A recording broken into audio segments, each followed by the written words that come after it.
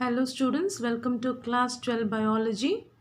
We have learnt about basis of genetics. Today we will learn different crosses. The hybridization crosses made by scientists.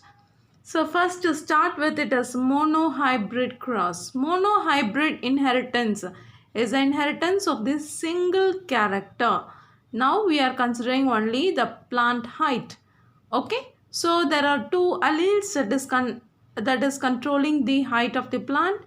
So Mendel noticed in F1 generation when selved, they showed 787 out of 1064 F2 plants were tall, while 277 out of 1064 were dwarf. The dwarf trait disappeared in F1 generation and reappeared in the F2 generation. Genotype is the term used to denote the genetic constitution, and phenotype refers to the observable character of the organism. Okay, so this we can understand easily by Punnett square. Okay, so it is named after the British geneticist, the Punnett square.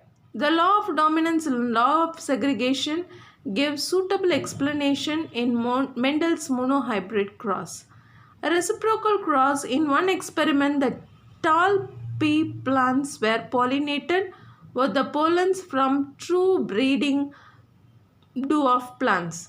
The result was the tall plants. When parental type were reversed, the pollen from tall plants were used to pollinate dwarf plant, which gave only tall plants. The results were the same.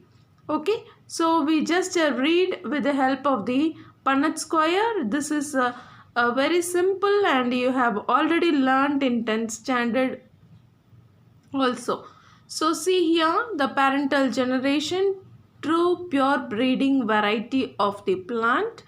Okay, so we have a TT condition and small t condition. So when they are producing the gamete, these will produce the gamete capital T. This plant will produce a gamete small t. When they were crossed, okay, so they produced the generation, okay, of tall and all tall plants. So they were producing only capital T gametes, and this one small t gametes. So all plants were tall. In F2 generation, we will see the appearance of the dwarf plants. That is what was said in that paragraph also. There is no appearance of the dwarfism in the first generation, but F2 generation showed. Okay, so here with the help of Punnett square, we have two types of gametes being produced by each of the parent. This denotes a female gamete and this denotes male gametes, that is pollen grain.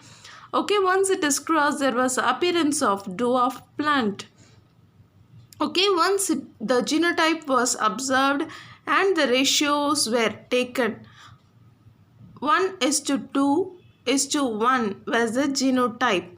The first one is a homozygous tall and the last one homozygous dwarf. The middle one will be the heterozygous tall. Okay, so nothing much to explain with monohybrid cross. Let's just move on for the Mendel's analytical and empirical approach.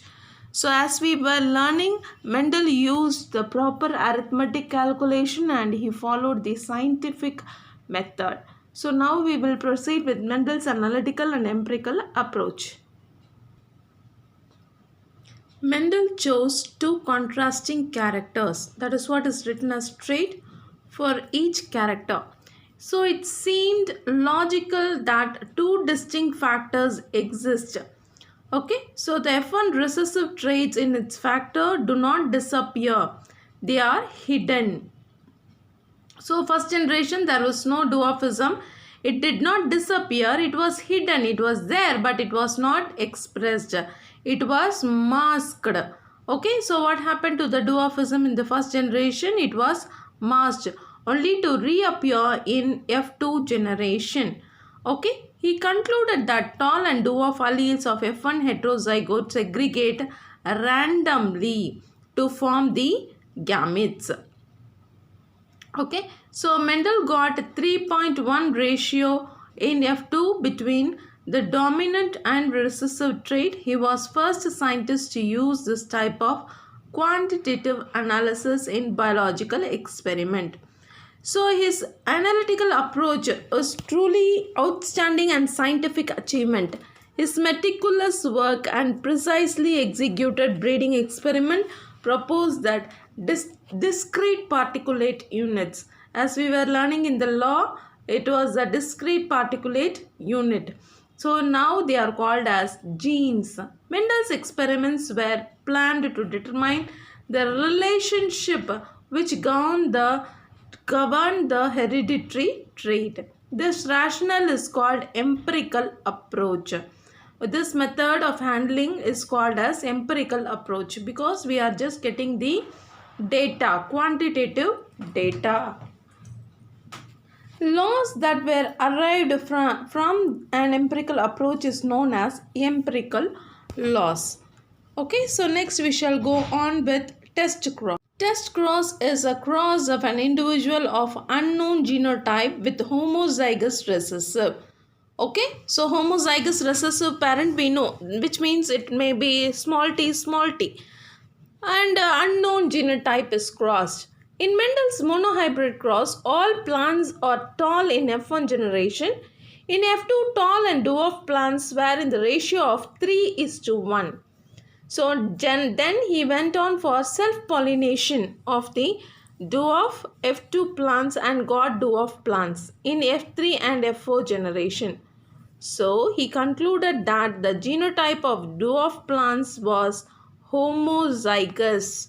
Okay, the genotype of tall plants may be capital T or capital T small t, and it cannot be predicted. Okay, to determine the genotype of the tall plant, Mendel crossed the plants from F2 to homozygous recessive dwarf plants. He called this as Testcross. What is Testcross? It is F1 heterozygous plant with the homozygous dwarf plants. The progenies of Testcross can be easily analyzed to predict the genotype. In typical Testcross of an organism showing dominant phenotype is crossed with recessive parent instead of self-crossing. The Testcross is used to identify whether an individual is homozygous or heterozygous of the dominant character. Do you follow why they are doing Testcross? If plant is tall, okay, if it is having the genotype of capital T small t or capital T. Do you follow? Tall plants may have capital T small t genetic combination or capital T itself. To find the genotype of the plant, we are doing the Testcross. Next we shall continue with the heterozygous. If heterozygous tall is Testcrossed. Okay, heterozygous tall capital T small t is crossed with homozygous dwarf plants. The ratios appeared where 1:1. If homozygous tall is being Testcrossed, all plants were tall. Okay, so there also you are seeing only the all plants appearing to be tall. Okay, so these are the two Testcross where the capital T homozygous is crossed with homozygous dwarf. The other Testcross, the capital T small t is crossed with homozygous dwarf plant. Okay, so next we shall move on with the next cross, back cross. Back cross is a cross of F1 hybrid with any one of the parental genotype. The back cross is of two types, dominant back cross and recessive back cross. It involves cross between F1 offspring with either one of the two of the parents. When F1 offsprings are crossed with the dominant parent, all the F2 developed to be the dominant character and no recessive individuals were obtained. If F1 hybrid is crossed with recessive parents, both the types of phenotypes appear in equal proportion. This is specified as Testcross. The recessive back cross help us to identify heterozygosity of the hybrid. So far we have learnt about monohybrid cross and test cross, and the test cross, two different crosses, and back cross. And what is the use of back cross? It helps to identify heterozygosity of the hybrid. Next we shall learn dihybrid cross. This also you have learned already in earlier previous classes. Okay, so in dihybrid cross, two characters are being taken. So first we'll go with this law of independent assortment. When two pairs of traits are combined in a hybrid segregation, one pair of character is independent to other pair of characters. Genes are located in different chromosomes and they assort, that is, they will come independently during meiosis. They get segregated, they get differentiated, that is what assorted. Follow, many possible combinations of factors can occur in the gamete. So law of independent assortment is very important for you to understand. Okay, please read and understand each and every word in this and by heart this law of independent assortment. Okay, so we shall learn with the cross itself. Here homozygous round seeds yellow cotyledons were taken. Both are dominant character. It is crossed with homozygous wrinkled green seed cotyledon. Both are recessive character. So once the F1 generation appeared, round seeds with yellow cotyledons were appearing because they are dominant characters. This kind is being selfed. Okay, so they produce different kinds of the gametes. Okay, these gametes are just checked with the Punnett square to check the number of possible crosses. Okay, so the number of possible offsprings. Okay, so that is what we will do with the Punnett square.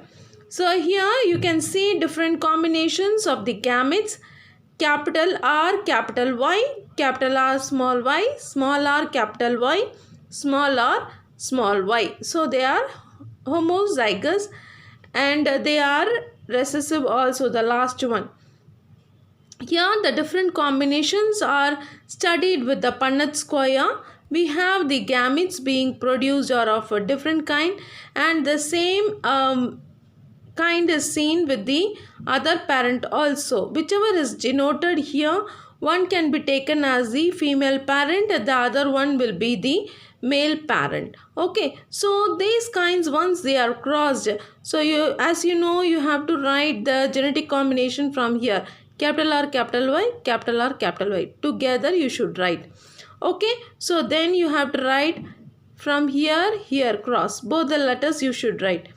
You know, I think. Okay, so likewise it goes. So when you just cross these two things and these two things, you will get the combination of the genes. Okay, and then there is a cross between this and this to give this. Follow? Okay, so that is how this Punnett square is filled. Once they have seen the ratios of phenotype, it was 9:3:3:1.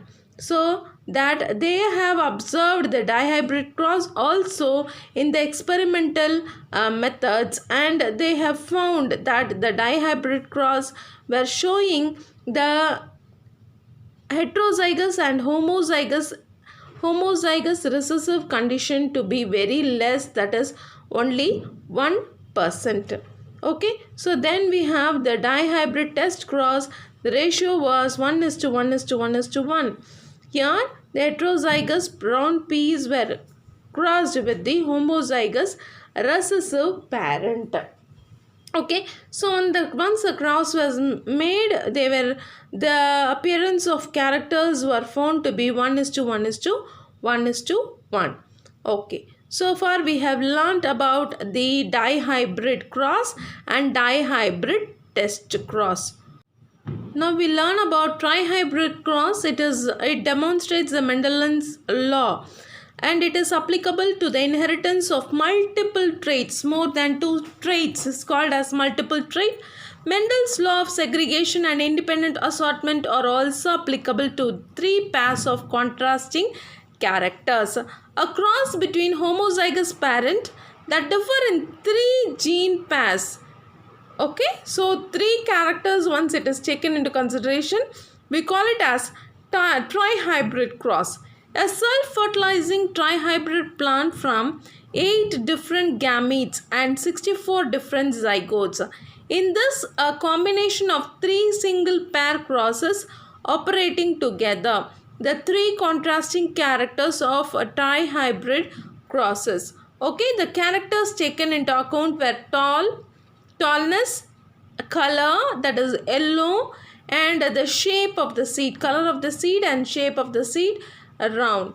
Follow, that is the character which were taken in monohybrid cross and also dihybrid cross together is taken in trihybrid cross. The phenotypic ratios appeared were 27:9:9:9:9, 3:3:3:1. So why I am reading this ratio? This can be asked in 1 mark question. Okay, that is what is given for trihybrid cross. Then we shall learn about extension of Mendelian genetics. Apart from monohybrid, dihybrid, trihybrid crosses, there are exceptions to Mendelian principles. So whatever Mendel has said does not hold good for all experiments. There were some differences. That is what we are going to learn under gene interaction. A single phenotype is controlled by more than one set of genes. So in the introduction part, I told you there can be a few genes that is controlling a single character. This phenomenon is called as gene interaction. Many characteristics of the organisms, including structural and chemical, constitute the phenotype or the result of interaction between two or more genes. A gene interaction can be of the following types. So intralocus interaction and interlocus interaction. So intralocus interaction can be dominant relationship, complete dominance and incomplete dominance, codominance, overdominance. Then lethal, dominant lethal, conditional lethal, balanced lethal, recessive lethal and sex-linked lethal. Then multiple alleles. All these comes under intralocus interaction. Okay, interlocus interaction, that is non-allelic interaction, follows two, that is epistatic and non-epistatic interaction, and another one is additive and polygenic interaction. These are the things we are going to learn in detail now. So Mendelian experiments prove that a single gene controls one character. There are some exceptions. Notice that more than one gene controlling a single character. A factor hypothesis or Bateson factors hypothesis. According to Bateson's factor hypothesis, the gene interaction can be classified. What we have seen there in the flow chart is given here. That was done by Bateson. Okay, so that we are going to learn in detail now. Intragenic gene interaction. Okay, and that incomplete dominance, that is no blending of gene. It is done, the experiment were conducted with the plant called 4 o'clock plant, or it is Mirabilis jalapa. So the pure breeding variety of homozygous red flowered plants were considered as the parent. Homozygous white, they are considered as another parent. F1 hybrid show the pink color.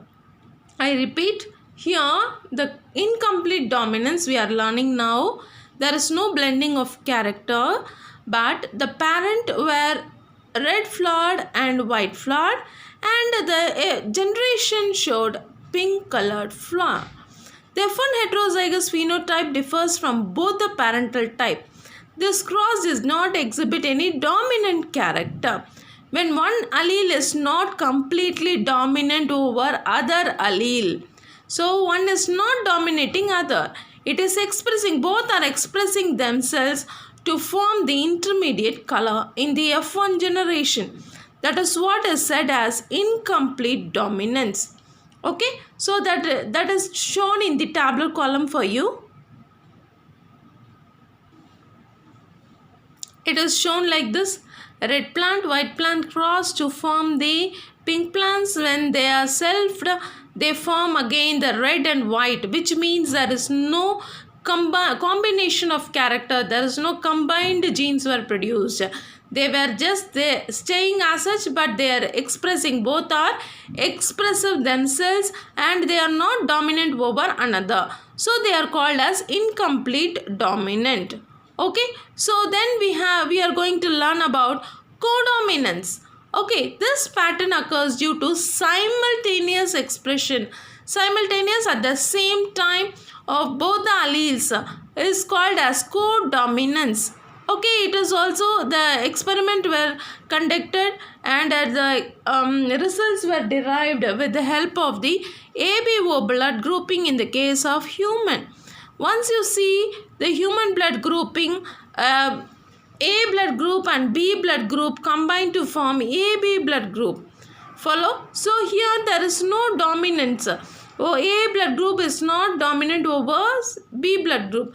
They both were expressing themselves, so they are called as the codominant. Okay, so heterozygous genotypes gives rise to phenotype which is distinct from the homozygous genotype. That is what is the codominance. Next comes in the lethal genes. So far we have learnt about different crosses that Mendel did and the results were observed. Okay, what are the crosses we studied today?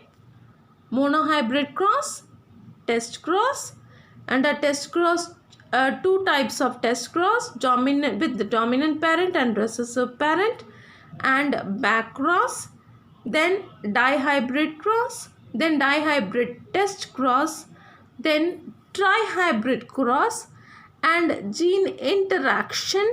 Under gene interaction, we have learnt about the incomplete dominance and codominance. So please make one tabular column of all these crosses, name of the plant used for this experiment, and the observation is given in the form of a ratio that you shall write. For example, you can write the cross monohybrid cross. It is done with the plant Pisum sativum and the derived results were 3:1 phenotypic ratio and 1:2:1 is the genotypic ratio. Whichever ratio is available in your book, please write. That is your homework. It will be helpful for you to attend 1 mark question without